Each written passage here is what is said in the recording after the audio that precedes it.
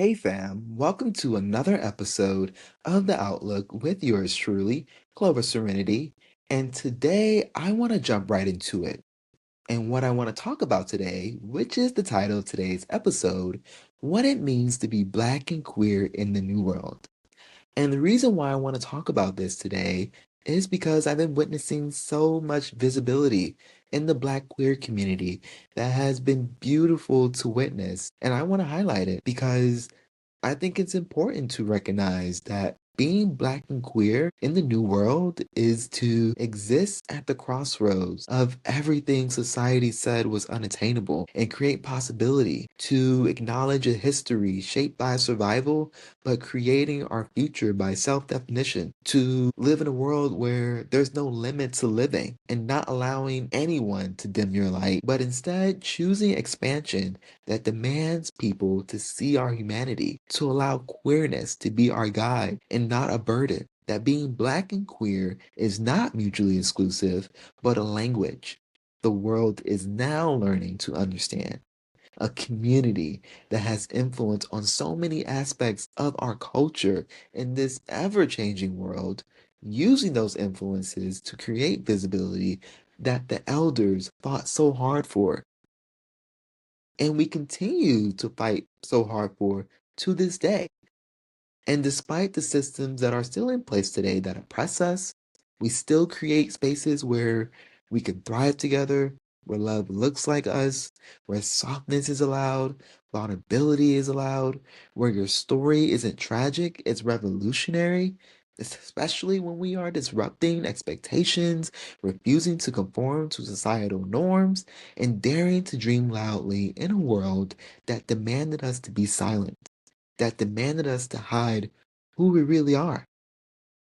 Visibility is our protest.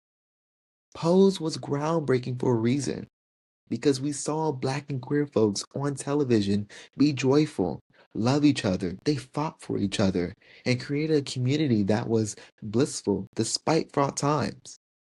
And because of that, Hollywood could no longer ignore or pretend that trans actors doesn't exist. Because let's keep it real, Hollywood thought for the longest time, it seems, that Laverne Cox was the only trans actor. But I do think the success of the show is why we saw the fashion industry, the entertainment industry invest more into black queer talent. Whether that was a black trans woman gracing a billboard for Calvin Klein, or Hollywood, creating more films centered around the queer identity and queer experiences. But with this new age of visibility, comes into this new age of social media as well, where we are seeing so many black queer creators create visibility for themselves and getting the bag while at it has been amazing to witness and entertaining. I'm obsessed with Jalen and Cardo on social media. They unapologetically put their love on full display and constantly showing us what love could look like between two black men. They are constantly challenging gender norms and societal norms with how they present themselves, how they choose to live their lives. Jalen is never afraid to remind us that it doesn't make him any less of a man to be with a good beat, a wig, and long nails, while his husband Cardo is never afraid to join him in all his shenanigans and explore his feminine side too. And we see that play out throughout their content. Some say they are problematic, being provocative with their content, and purposely being more femme, like wearing wigs and dresses and playing around with gender roles for clickbait. I think that's ridiculous. I just say people are jealous and mad that they are making a whole lot of money for living their lives authentically and simply being who they are. And when we've been told all our lives that if we ended up like them, that we wouldn't be successful, that we wouldn't go far, and we're seeing it play out in the opposite way, I'm not gonna lie, you might feel a type of way. And and recently I was thinking about T.S. Madison because her show on Outlaws is also groundbreaking. She has been platforming Black queer stories with the platform that iHeartRadio gave her to simply push our community into the limelight and tell people We are here. These are our stories. These are our lives. And it's very real.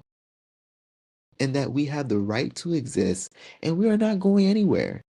And that we are no longer just a community in the underground. And her being committed to platforming mostly Black queer people, having these conversations around sexuality and her experiences being a trans woman, sexual health, and how we live our lives has been healing for the community. This show reminds us that queer lives are full of color and we will continue to live our lives out loud.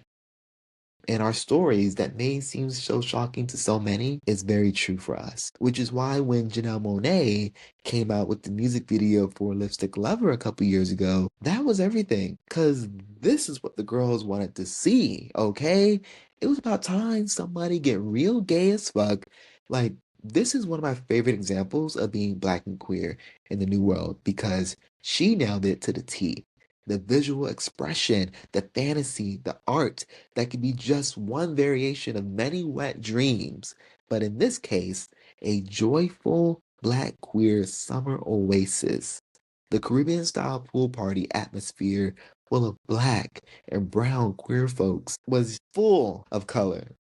Colorful outfits, melanin popping, sun kissing was everything. The video communicates a new era where freedom, community, and chosen family rewrite the narrative, proving that Black queer people can be sensual, sexual, vibrant, soft, and move with love. And I still do believe arts and entertainment is still the most powerful way to push our community forward, to share our stories, because we are all connected. Black, queer, straight, bright, red, purple, in between, and I refuse to believe otherwise. The visibility will always be our protest. Now, although there are power players in politics of the Black queer identity, because we have made strides in the political world when in terms of representation, but unfortunately, the few figures that we do have shown us that they are willing to be complicit as soon as they get their hands on power. And for them, it seems finally having access in these spaces and power means, you know, that we are moving forward. That there's progress. How can there be progress when they are committed to upholding America's worst ideals and traits? Whether that's Richie Torres in bed with the powerful Israeli lobby, AIPAC, or Karine Jean-Pierre lying on that podium for the Biden-Harris administration, being complicit in watering down acts of terror committed by that administration. But with this newfound visibility, we need to be vigilant. Because also being Black and queer in the new world also means to, what should I say? To be Black and queer in the new world also means that we must maintain freedom and not get complacent, because the minute that we decide that a little bit of comfort, a little bit of visibility is enough for us, we lose sight of what's really important. And so, yes, to be Black and queer in a new world means newfound visibility in so many different spaces and newfound power, but we must be cautious of how we use that visibility and power. And on that note, thank you guys for tuning in to another episode of The Outlook. Thank you guys for listening in. And I hope to see you guys in the next episode. Bye, guys.